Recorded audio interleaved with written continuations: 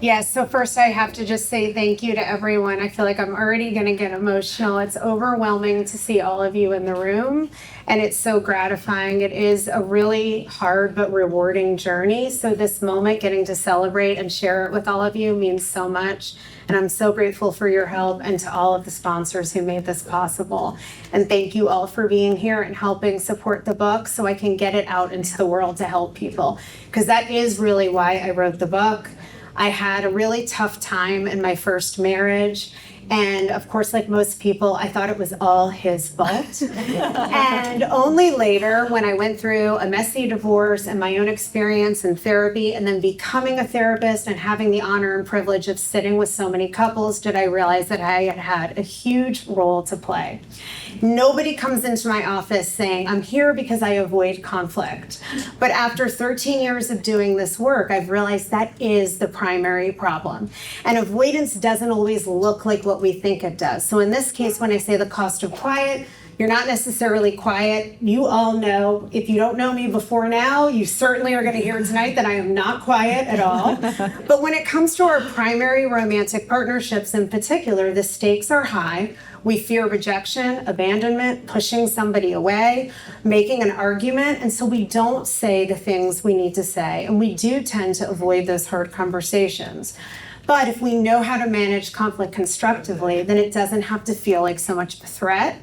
It can be the greatest opportunity for connection. So in this book, you're going to find a roadmap for how to connect to yourself, to regulate your emotions, to get really clear about what you feel and need so you can go forward with a partner or anyone, a friend, a family member, a coworker, and really have the best chance possible of being heard and really feeling good in your body, empowered and confident, because we are designed to speak what's true and to self-advocate. So that is the mission of the book, and I'm really excited to share it with all of you.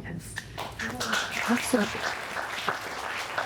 Any unexpected blessings through the process or challenges that you weren't expecting? Well, if I got into the challenges, I'd have you here all night and you'd be really bored. So the whole book thing it's a lot harder than I thought. When I was writing the book, I thought that was going to be the hardest part, but it turns out the amount of stuff that's on an author in today's world, it's not just writing the book. Then you have to find a way to try to get it out there into the world. So I've learned a lot, and I've had to develop myself in areas that I had not previously even realized were deficits. I've run my own business for 13 years, but I didn't have any experience with some of the things. I'm now doing a lot of speaking. I did a TEDx talk. I started not one, but two podcasts, thanks to some fabulous co-hosts that you're going to meet in just a couple of moments. And just so many different areas of personal development that came through what's been at times a really kind of scary journey, but also rewarding. It's been huge. So I'm going to celebrate her again because she won't tell you this herself. So I told you the 1% of authors get a traditional publishing deal. Then you layer on the fact that only 1% of those authors ever sell over 1,000 books. Well, today we crossed that milestone. And so thanks to you all. So we are so grateful, and we are looking forward to just an incredible week next week. And so we really want to encourage you, if you haven't ordered copies or shared this with your friends, there's QR codes all throughout the venue tonight. Please do that, because remember, all of those pre-sales count towards next week's sales and do make a big difference. So we are very much looking forward to that. The other thing Can I just clarify one thing, just so you all know? I'm not going to make a cent off this book. It is not, when we're talking sales, it is not about that. Yeah. And thank you so much for being my advocate. But it really is, if your book doesn't sell, then it kind of disappears and dies on the vine. And I wrote this because I learned so many things the hard way through a lot of pain and suffering. And I want to give this information in a really accessible, actionable way to other people so they don't have to suffer. Yeah. So when we ask to buy the book, it's just so that I can make sure other people actually even know this book exists. I just want to clarify that. Yeah, and it's pretty exceptional. Like, the content is actionable. We've, had the privilege of having, different podcast interviews and people pre-read the book and the value that is in there. And so I'm really excited about it. And it's not just about the personal relationships, it's the professional relationships. There's so much in here too that will help you get your voice back in the workplace as well. Like, there's just so much value.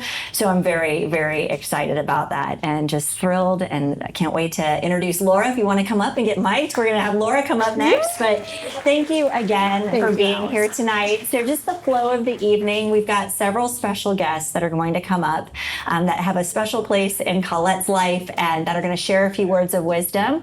The entire program is going to take about 30 minutes. We really want to create enough space to network and spend time with one another tonight, but we definitely wanted to take the opportunity to create something really special for Colette and for all of you. So I'm going to turn it over to Laura, and we're going to keep the evening moving. So thank you. Sounds good. Welcome, Laura Bowman. Many of you guys know us from Insights from the Couch, a podcast we launched a year and a half ago. Why don't you introduce yourself to the group and say a little bit about what you do, and then we'll chat. Yeah, I'm obviously Colette's co-host, and we started this thing just on a total whim, which I'm so glad we did. But I am an individual therapist in Maitland. I see a lot of middle-aged women, middle-aged men, and specialize in anxiety disorders, but definitely this more existential sort of crisis of daily living that so many of us deal with.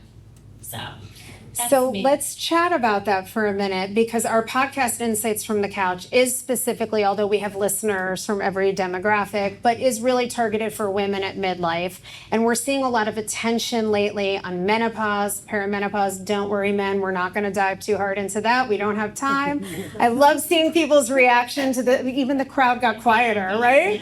That turns out that's the way to make everyone silent, is to say menopause. But because we're focused on relationships tonight, Laura and I talked about, we want to chat with you all for a minute about part of what my book addresses, that you're seeing a lot in individual therapy, and I certainly see in couples therapy, is that people are quiet quitting relationships. And now, thanks to COVID, this term in the workplace, we now recognize that this has been going on in relationships for a long time. And women in particular, in droves, are kind of expressing dissatisfaction with long-term relationships, not feeling like they could be heard, not getting their needs met. So tell us a little bit about what you're seeing in your practice. Yeah. If we're talking about like the Gen X woman, which so many of us in this room probably fit that category, it's like we have a couple things working against us. For or against us. We're the beneficiaries of like the women's liberation movement. So everybody wants to be educated and have careers and feels compelled towards that. At the same time, the 1980s brings about the hyper-parenting movement. So we're all like very active in our kids' lives. By the time we reach midlife and all those hormones start to go away, we just stop wanting to caretake, and we're so emotionally burned out.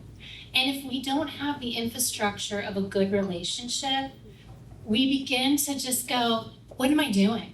I'm going to focus on me. Nobody's ever, that's the one area I haven't invested in.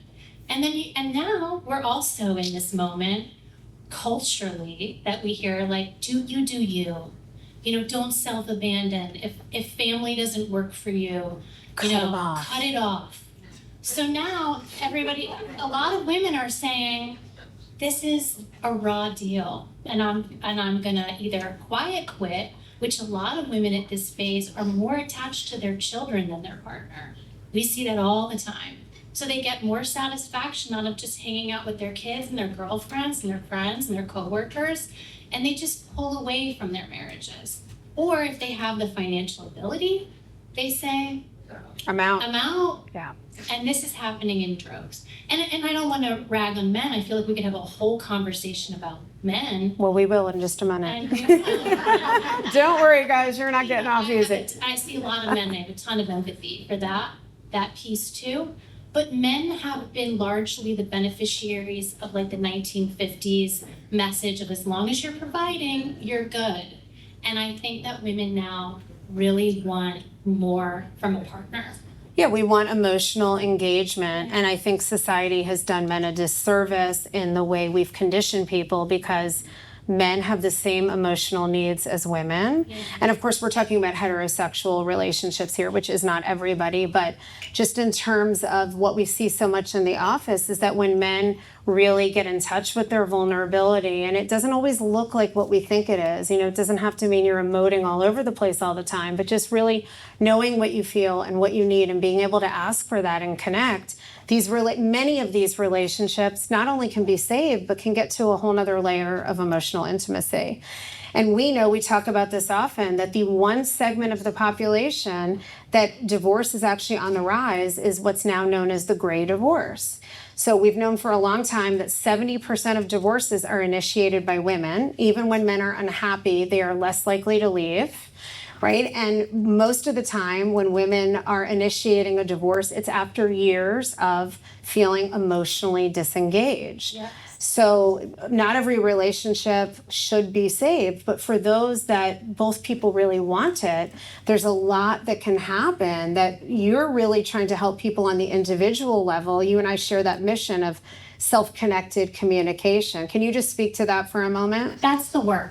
That's the whole work. I think like what Colette said about her own marriage of, I thought it was him, and we're not connected to ourselves. So we're activated, we're angry, and we don't realize that the work is really our communication loop with ourselves, that we're always mentoring and coaching ourselves. We're so focused outward that we don't do our own work. So in individual counseling, that's what we do, is are we mentoring our young parts, our underdeveloped parts, to actually participate in a relationship and show up for ourselves? Beautifully said, and so true. It's the heart of it. It's not easy work. It's not easy. No, but it's so rewarding, and the more we're doing this for ourselves, it changes our relationships, and the most important relationship at the end of the day is the one you have with yourself. Amen. So thank you, Laura, for being up here with me. So proud of you. Thank you. I've gotten to watch all this intimately. Yes, you have. All the tears throughout this journey Laura's been there for. So next, I think we have Tom Van and Dan Dennis. Hello, everybody. I am perimenopause. First name Perry, last name Menopause. Let's do this. So we met Colette because she is literally our neighbor. We run a podcast business right next to Colette's business, and we were neighbors probably for 6 years. 6 years before. Embarrassing. I don't like telling people that. Totally. Yeah. Zero. We never the met. cost of quiet, right? We have this wonderful person next to us, literally one piece of drywall between you and me. Yeah. One piece of drywall between us. So much information that could have been shared, nothing said. 6 Well, and years. I would hear noises from that office and think, who are those jerks in there? Why are they so disruptive? Don't they know I'm doing deep, important therapy work in here? We Meanwhile, there's some guy trying to save his marriage, and I'm making fart noises. I have a siren going. True story. Yeah, it's not. Yeah, and then one day we had this event. It was actually one of our sponsors brought a bunch of pinball machines in our studio, and Colette walks by and she introduced herself, and we got to talking. We're like, hey, you should come do a podcast one day. So she started doing podcasts with us, and then it dawned on us like, hey, we should do a relationship podcast together, because I don't know if you know this, but Colette's really good. Yeah. You should write a book. No. And she's a natural broadcaster, which is rare to find. Like, she immediately, the first time we did a show with her, I knew, I'm like, and me and Daniel have been broadcasting together for more than 20 years. Yeah. We're like, Colette's got it. Some people naturally are good broadcasters, and we just formed the show. Well, she's got it because she's lived it, right? Like, she's been through it. So as we started to unpack, your relationship and my past relationships and Tom's current relationship and all of our relationships, there was just so much that we were learning from you. We learn, every show we do with her, we're up to 17 shows now, and we learn something new. But we've tapped into something significant with men where the humor does help. It does. At a time when AI and computers and robots all kind of scare us, what a wonderful thing to be inside a building, all humans, working on how we communicate I mean, it makes it way more valuable. Like, I don't know, am I saying that correctly? No, 100%. And also our audience is a lot different. In fact, they've got like real bad relationship problems, like that you see on Cops. Yeah. They've got Cops relationship problems. Everyone does.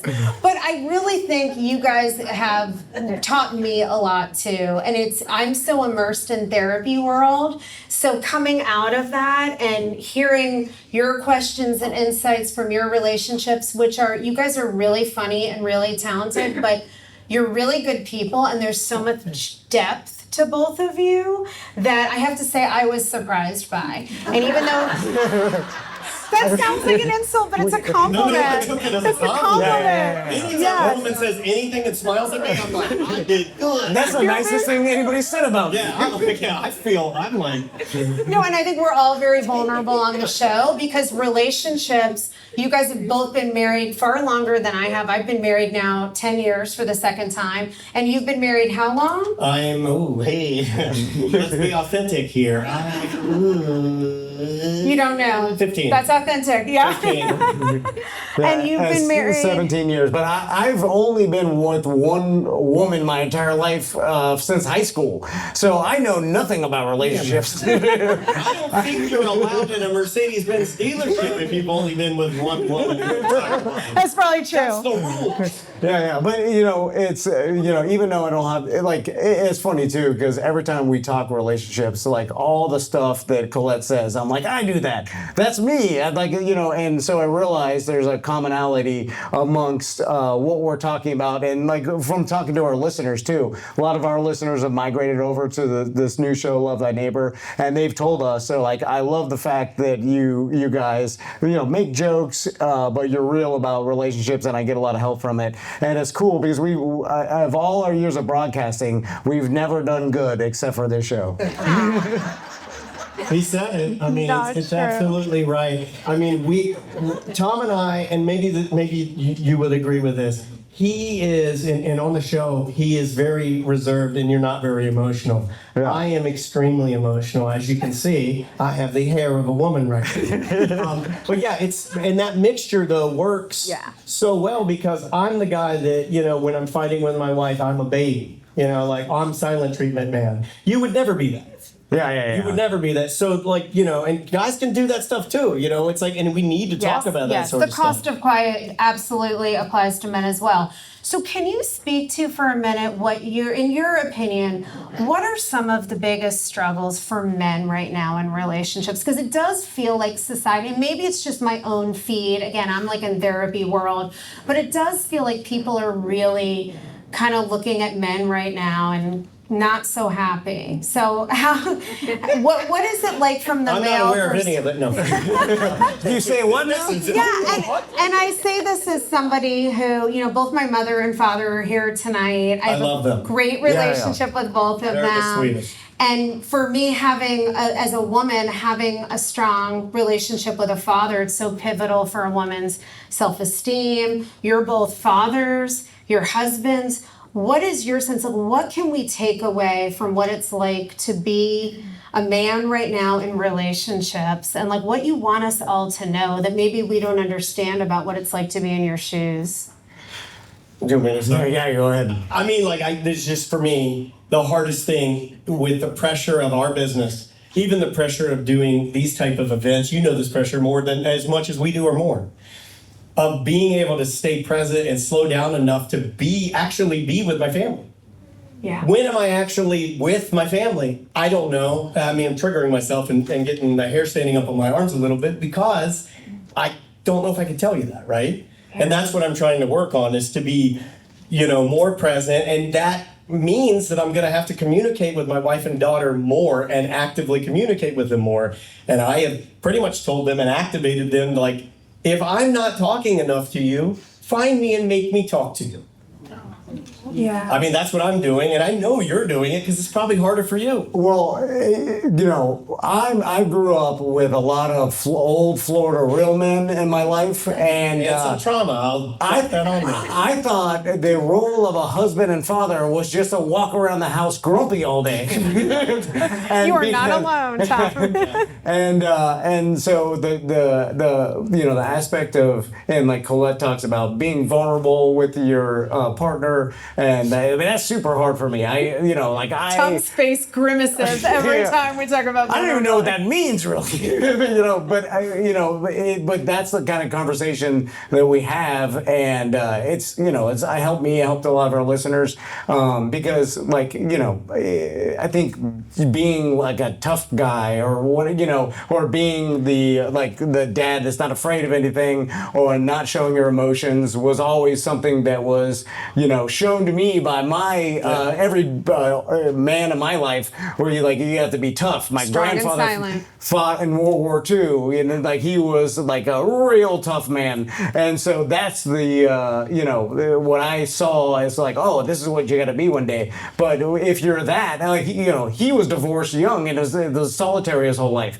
And so now I'm seeing like, oh, that's why, because he never showed anybody his vulnerability, and so it was super hard for him to ever get a partner. So you're seeing that, and you're like, oh, okay, well, that's what you end up if you are this tough man, real man that never tells anybody how you feel. Right. It's so true. It's the legacy. We replicate what's modeled for us. And so many of us, unless you're probably under 35, emotions were not shared. No. And yet what we know, and of course it's important, you don't just spew your emotions on people. In my book, I call it victim volcano syndrome. When you've taken it and taken it and taken it and then you blow. We don't want to suppress and we don't want to explode on people either. But when we can get connected to ourselves and get regulated, we can really come forward and share more vulnerability, because that's what connects us. And we've done all of us a disservice by really teaching people not to be authentic in this way, and hopefully it's changing. So I already, not that I'm your therapist, because I'm your friend and co-host, but I already I feel like you're more vulnerable, even 17 shows in. Sometimes Tom says something and I'm like, oh my gosh, yeah, he's talking about his emotions. He really is. He would never say this, but I'll give him the compliment in front of a bunch of people. He's working on it. He's doing it. Yeah. He does the things you're saying. Yes, and two men who really love their kids and their wives, and I think that's something that we should all celebrate. Yeah, and I also know Colette's hourly rate, so I'm like, this podcast is like free therapy for me. He's also a business, and he knows who's good at therapy. Now it all makes sense. It's all putting it together. Well, thank you so much for being here with me. Thank you. Congratulations, Colette. You're really impressive. Since the day I met you, you're a grinder, an unbelievable grinder. And I know everybody here knows that. But when I see someone that is a grinder and wants to do good in the world, I appreciate that very much. And she ain't kidding about not making money on this book. Better buy some boogies. Let's do it. Thanks for letting us be a part of this. Oh my God, thank you. Thank you so much.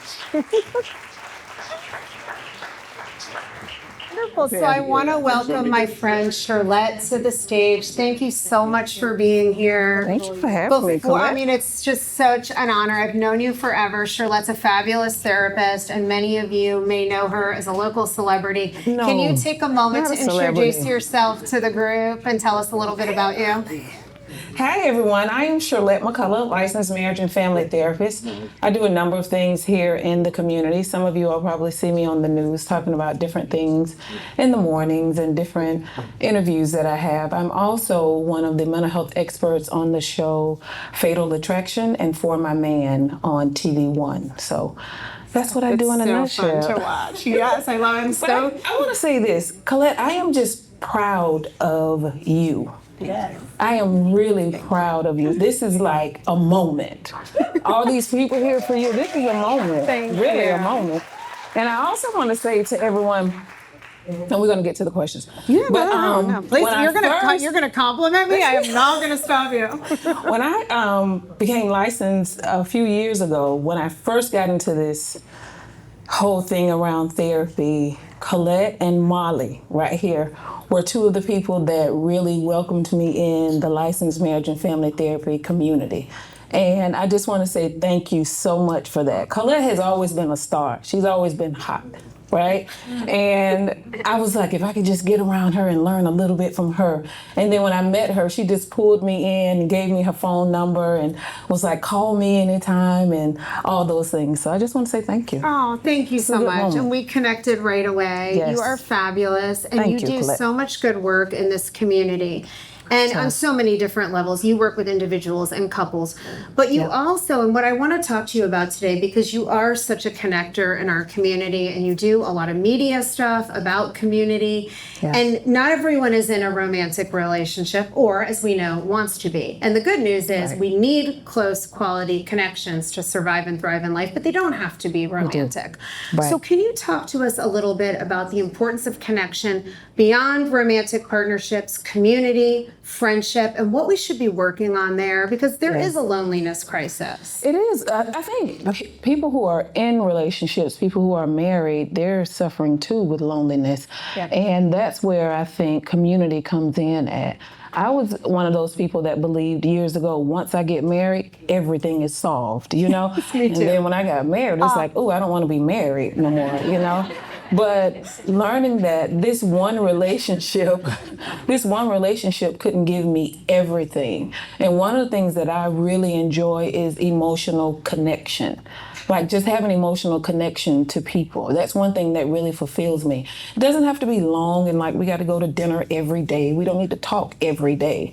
But just being connected. I have your phone number, you have my phone number. If there's something that I can give you, something you can give me, we can give that to each other back and forth. And we need that, especially in this time like this. Our husbands, our partners, we can't depend on them for everything. You know, I have friends for prayer, I have friends for dancing, I have friends for drinking, I have friends, you know, all types of friends. But those connections that I have, they're fulfilling for me. And a lot of people see me here doing this, doing that. It's because of the good connections that I have. And not just connections, but good connections. People that really fulfill me and I fulfill them. It's like this reciprocity type thing. Exactly, because it is the quality of the connection that makes the difference. You know, like you said, you can be in relationship, friendships, romantic relationships, and if it's surface level, it's not fulfilling. You know, I always talk about everything in terms of food. It's like eating a lot of potato chips. Yes. You need some vegetables. Yes. So it really is about going a little deeper with people, making an effort, being that person to be there, and we need community. I think this is something that's suffering so much in this technology digital age that, you know, you go out in public and everybody's on their screen. I'm guilty of it too. People are just disconnected, you know, at this point. And just understanding people, sometimes it doesn't feel good being close to people because of things that we've encountered in friendships or relationships. But being able to move through those things and understand that community is one of the things that sustain us. Yeah. So we've got to really make an effort to stay connected, not just to our partners, but to our friends too. It's how we make money as well. Yes. Absolutely. And this is also one thing, you know, we didn't talk about it previously, but I think is another societal failure that men historically don't have as much connection outside of their romantic relationships. Right. And it's really important that men also have community and that it's not just the romantic partner. I always say, Colette, I think in life, or in relationships, togetherness is important and autonomy. Yes. You know, you do need that alone time. You need that time to refresh yourself, but you also need that time of togetherness with people in the community doing different things. And I think we go further together. You know, all of us have heard that, but I think we do go further. Absolutely. Together, yeah. And this is how I know you, right? It's through our community of therapists. That's so rewarding. So, you know, for everybody out there, I think no matter what kind of relationships you're in, I just want to encourage people to make an effort to make new friends. Absolutely. And talk to strangers. I mean, maybe not in certain situations, but right. But smile at people, say hello, like connection, even in these small doses. You might be the one thing that completely changes somebody's day. You might be the only warm face and warm greeting or a point of connection that person has had. So, you know, we've got to look up from these screens and really remember to treat each other and be present and Treat each think- other with human dignity. Something that you said earlier, Colette, around effort. You know, Yeah. all of us in this room have this thing that we say, I'm busy. Let me check my calendar. I'm busy. I don't know. Yeah. But for connection, it takes effort. You know, it takes Yep. intentionality. Scheduling your friends in. Schedule time. Like with my friends, all of my friends, even my friends that are out of state, we schedule time. The ones that are out of state, we schedule Zooms where we sit and eat together, talk together. It's just that connection. Because listen, there are times that I've had really, really hard times. And my husband is there. He supports me in everything that I do. But it was with my girlfriends, my good friends, my connections is where I really felt that healing spirit to like move through what I was going through. Oh, it's so true. Like, I can sit with Curtis, my husband, and talk about anything, but it's a different talk when I sit with my girlfriends. I can just say some things that they get. You know, sometimes with you all, we say things and we have to break it down for you. You don't get it, right?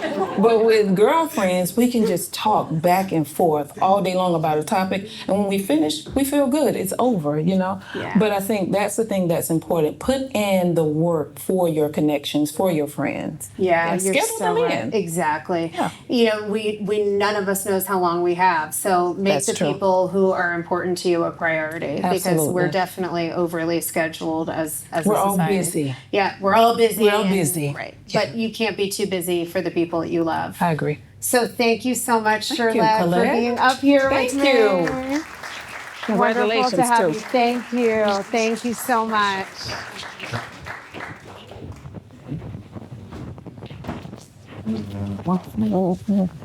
So we're just going to do another little mic switch. Thank you all for being such a great audience and being so attentive and engaged, and hopefully I'm not boring you up here. Okay. No, I think it's hard to sit still for a long time, so I'm really grateful and kind of in awe. And I want to introduce you to another wonderful friend, Keisha, a new friend, but a great friend. We hit it off right from the Yes, start. we did. So tell us a little bit about you and what you do, the many things you do. Many things. My name is Keisha Scott. I am the co-founder of Guardian Recovery. It's a national behavioral health company, and I oversee the adolescent program. So I am knee-deep in teenagers at all times. I also have 3 of my own. And I am the host of my own podcast called Cake for Dinner. So, and you have a book coming next year too, Yes, we'll right? be doing this again next year. Yes, all in honor of you. So thank you so much for being here. And we had the opportunity to be on each other's podcasts. So I know a little bit about the work you do, but I want you to share with the audience because I think our hardest relationships, not everyone has kids, but teenagers, it is such a critical time of development. It's arguably the hardest time of life.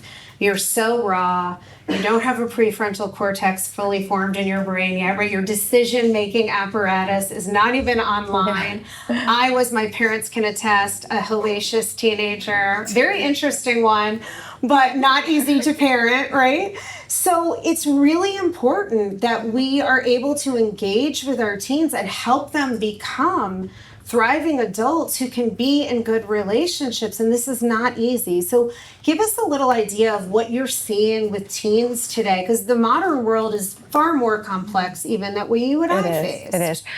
First, I work with teenagers and I love it. And when they're not your children, it's fabulous. So that's first. Some things are the same, right? Teenage, those years are just difficult for most people, I would say. But these teens are specifically up against a lot with social media, technology. I mean, when we were kids, I'm 51, so when I was a kid, when you made it home, you made it home. These kids never make it home because it's in their pocket, it's on the screen, it's everywhere all the time. If they're at the mall, they can see who's at the mall and who's at the mall that didn't invite them to the mall. So it just sort of progresses feelings of inadequacy and insecurity. Also, I think someone mentioned earlier about the overparenting. parents are also in a weird spot. Am I allowed to curse? Or, Yeah. You know, we've really moved from FAFO, the fuck around and find out parenting, to the gentle parenting, and you know, the pendulum has swung, and hopefully it swings and lands comfortably in the middle. Yeah. But you know, that's been an evolution of its own. I think over parenting led to quite a bit of failure to launch. Yes. And we're seeing that. Yeah, I'm seeing it in my own house, Yep. unfortunately. But and then that's been overcorrected. And now everyone's trying to gentle parent, which in my book I say you can only do that if you have a gentle kid. That's really an important point. I love the way you put that. It really right? is. That's not going to work for everyone. It's not going to work. And I think this book specifically helped me in full transparency in my parenting. I know that the majority of people probably take from it more of a look at like an intimate relationship. But for me, you know, also with tough teenagers, parents are scared to parent, right? So a lot of times parents will be quiet. And in the intimate relationship, as you point out in the book, the cost of quiet often is resentment. Yep. In a parent-teen dynamic, the cost of quiet can be failure to launch. It can be drug addiction. It could be danger, death. It's a really expensive cost. Yeah, the stakes are so high. And there's nobody we love more than our children. Yeah. So, a lot of people are scared to parent, and I've got my daughter here in the room. So maybe she could speak to this, but I definitely felt some of that myself. I had very laissez-faire parenting in my own home where I kind of did what I wanted. I don't think that's what you guys intended, but I did. And, I think I struggled to figure out myself with my own children, and I was a single mom, divorced when my kids were young. What's the right, in my household, I was the mom and the dad, and I'm probably not a very good disciplinarian. So my daughter's laughing. And I really struggled with that. Sure. So what can help us? Because we want to understand our teens. We want to connect with them. How do we communicate when our teens are struggling? Any advice for us? Because I know everyone's different, but it's so hard. It is so hard, but there are a few things that I advise most parents to outsource some of it. If you have a coach, an aunt, a neighbor, if you have another safe adult that your teenager listens to more than you, use them. There is no shame in the game. You can't have an ego as a parent. We're all just trying to make it out alive, So outsource. And the other thing is stop asking so many questions. It's annoying. No, it's annoying. No one likes that. Right. Likes to feel pressured. Pressure equals quiet. So, there are a few little tricks that you can do. Teenagers aren't that confusing. They really aren't. Yours seems confusing and scary, but Right, because your emotions are involved. Right. come out of it and you talk with an expert and you get, just like you with couples, they're just like a few little tweaks in communication that can really, really change a home. Yeah, because if your teen will talk to you and come to you, I think that's one strength I always felt, that I could go to my parents with my mistakes. That they were always there for me. I never felt like I was going to be kicked out or judged or really punished. And hopefully my children have felt the same way about me, that, if we can be a safe place to land, but then we also have to be holding some real world consequences, because the world out there is not going to treat you the same way your mom might, right? We have to be functioning adults. So I share with you that hope that the pendulum swings back to the middle. I think it is. Yeah. We're disciplining and we're teaching kids how to move through the world, but we're also being loving and gentle and connected and teaching them to talk about their emotions and share their fears and their longings and their needs. Right, and that wasn't a huge thing before. Right. And also, we're as parents up against so much. You can Uber Eats, you can Amazon, you can, there's just so much happening all the time. Yeah. A chapter in my book is about this idea, can you raise resilient kids in a comfortable world? Because I think all of us look at our childhood and we want to take the things that worked, I'm gritty because I grew up poor, but that doesn't, my kids are growing up different, Right. but I still want them to be gritty. So it's like, Right. can you manufacture that, you know? Right. So I think as parents, we're up against a lot, but there's also a ton of resources. And I know I'm beating a dead horse with this, but this thing, in full transparency, this concept of having tough conversations has helped me so much with my 19-year-old son. I'm just over there on the phone, just like having the tough conversation, and it really is changing the relationship. So it's a real thing. Thank you so much. I am so grateful for you for being here, for being a sponsor of this event, and for the work you're doing. I mean, I think working with teens is the hardest, but I'm so glad people like you are doing this and helping us learn how we can be better parents. And even if we're not parents of teens, like teens are going to be the adults. They're going to be in charge, right? I won't get into who's in charge, but it can be scary. So Yes, we've got to do this for society too, Yes. not just our own kids. So thank you so Thank much you, for Colette, being so here. much. I appreciate it. I can't wait for your book.